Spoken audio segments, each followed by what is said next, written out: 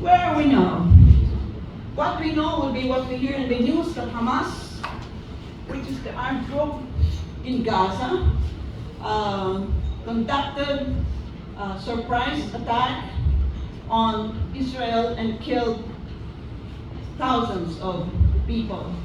Right now, they're under siege, and Gaza, the Gazans, 2.2 million of them, are being asked to move south. There is a gate here called the Rafah gate. Egypt is closing that gate except for humanitarian aid. Jordan is also closing its gate so that the Palestinians will not go to Jordan. By the way, 95% of Jordanians are really Palestinians. Why is Egypt doing that? Because they know that in the mind and the plan of Benjamin Netanyahu, the most righteous prime minister of Israel, once the Gazans, refugees, move into the Sinai desert, they'll never be allowed to go back. So that means you will practically depopulate Gaza.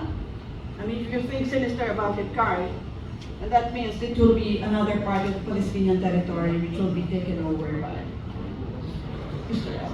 Another datum which is important here. I'm sure you've heard of the settlers which are occupying many of the West Bank territory.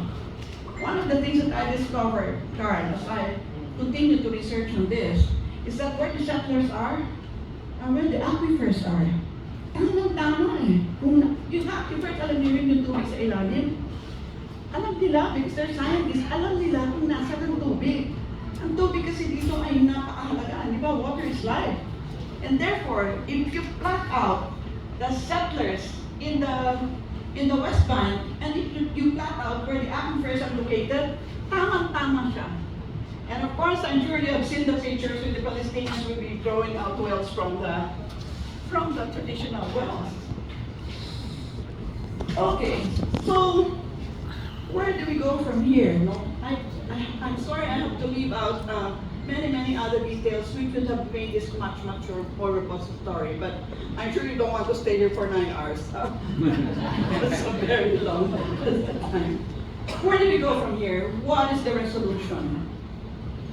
If you will notice, the UN resolution asking for a ceasefire was vetoed by the United States of America, which has always been the ally of Israel. Why? Because I'm sure you know that there is a very strong Jewish lobby in Washington, D.C. Blinken is a Jew. I'm not saying that, this is slanted towards a Jew. It's one of the most level-headed persons there. Famous political scientist, Kissinger is a Jew. Not that we're taking it against them, but we're saying that the decision makers in Washington, D.C. are really mostly Jews. By the way, Jewry is a religion. Thank you. You can be a Filipino Jew, you can be, Ethiopian Jew. It has nothing to do with ethnicity. It's something to do with what you worship. And by the way, they don't think Jesus Christ is contrary to the Christian religion. They think Jesus Christ is only one of the, what you call this, a messenger or a prophet. Yeah. I'll tell you a side story about Ferdinand Marcos and the PLO. The PLO wanted to establish, to be recognized by the Philippines, and Faruk Kadumi, the foreign minister, was accompanied by our deputy foreign minister. His name escapes me now. And he's the one who keeps on telling me this story. So pagpunta nila kay Marcos, meron silang malaking box na siguro ganito kalaki na box.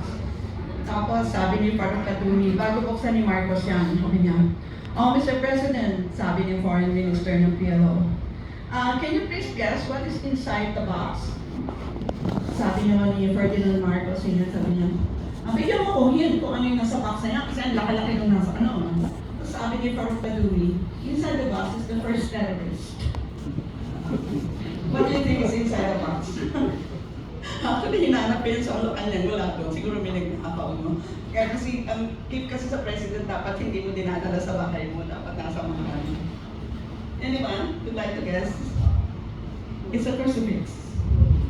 Jesus Christ is the first terrorist. Yun ang regalo ni Yasser Arafat kay President Marcos. Interesting, di ba? Because Jesus Christ at time is a Palestinian. Di ba? He was born in Bethlehem. Like, interesting, di ba? Very interesting story. So, we're really part of the fabric of Palestinian history. And I was consultant of Leticia Honey at the time that the PLO wanted recognition and wanted an embassy here.